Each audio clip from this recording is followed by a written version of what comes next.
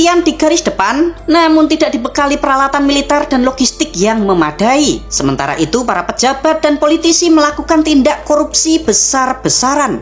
Ibrahim Traoré saat itu marah melihat kenyataan tersebut. Di sisi lain, Presiden Burkina Faso yang bernama Kaboré tidak berbuat apa-apa, teman-teman. Korupsi di negara Burkina Faso tetap berjalan, sedangkan tentara di garis depan dibiarkan berjuang apa adanya, serta rakyat sedang dibantai oleh ISIS. Nah, hal inilah yang akhirnya memicu demonstrasi rakyat Burkina Faso. Pada tanggal 22 Januari 2022, ribuan rakyat itu turun ke jalan, menyerukan presiden untuk mundur dari jabatannya, karena dinilai tidak becus dalam menghadapi kelompok teroris.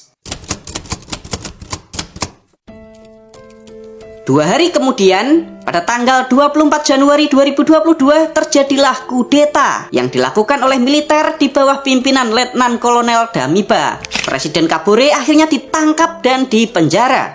Letkol Damiba lalu mendirikan pemerintahan junta militer dan ia berjanji untuk memulihkan ketertiban nasional serta membasmi para terorisme. Ibrahim Traoré yang saat itu masih menjadi perwira muda tentu saja senang sekali, teman-teman. Ia dan banyak perwira muda lainnya sangat mendukung langkah Letkol Damiba. Tapi sayangnya, teman-teman, pemimpin junta militer yaitu Letkol Damiba ternyata tidak banyak melakukan perubahan. Bahkan, kekuatan ISIS terus mengalami peningkatan yang signifikan. Sejumlah kota lebih banyak yang jatuh. Pada bulan September 2022, teroris telah menguasai 40% wilayah Burkina Faso. Sedangkan pemerintahan junta hanya menguasai 60% saja, teman-teman. Parah banget kan? Hal inilah yang membuat banyak perwira militer, terutama bagi perwira muda, termasuk Ibrahim Traoré, merasa kecewa dan tidak puas akan kepemimpinan Letkol Damiba. Pada tanggal 30 September 2022, para tentara yang kecewa ini akhirnya melakukan kudeta di bawah pimpinan Kapten Ibrahim Traoré. Letkol Damiba akhirnya dipaksa turun dari jabatannya dan Ibrahim Traoré dilantik menjadi presiden sementara Burkina Faso sekaligus menjadi panglima tertinggi junta militer. Setelah dilantik menjadi presiden sementara, ada beberapa kebijakan Ibrahim Traoré yang sangat berani dan visioner. Apa saja itu?